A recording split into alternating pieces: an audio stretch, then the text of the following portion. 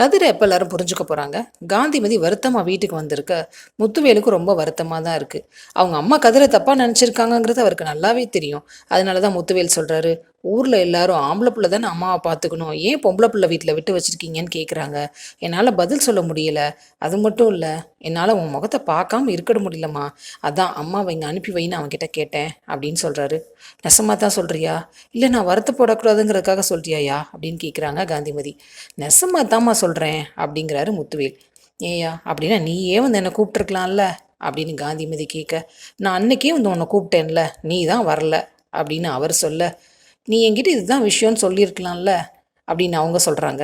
முத்துவேல் சொல்கிறாரு, எங்கே நீ வராமல் இருந்துட்டேன்னா அதை யோசிச்சு தான் அவன் வேற மாதிரி ஏதோ பண்ணியிருக்கான் அப்படின்னு சொல்கிறாரு. கோமதியும் மாப்பிள்ளையும் அந்த பிள்ளையை தப்பால நினச்சிருக்காங்கப்பா, நானும் இல்லைப்பா அவனை தப்பாக நினச்சிருக்கேன் அப்படின்னு சொல்கிறாங்க காந்திமதி. ஆனால் அவங்க சொல்கிறது என்னமோ உண்மைதான். இன்னமும் இந்த கோமதியும் ராஜியும் கதிரை தப்பாக தான் நினச்சிட்டு இருக்காங்க, திருப்பிக்கிட்டு தான் போகிறாங்க. பாவம் கதிர், எப்போ இவங்க 2 பேரும் அவரை புரிஞ்சுக்குவாங்க? வெயிட் பண்ணி பார்ப்போம். சீரியல் அப்டேட்ஸ்க்கு எங்கள் சேனலை சப்ஸ்கிரைப் பண்ணுங்கள். மீண்டும் அடுத்த அப்டேட்டில் சந்திப்போம்.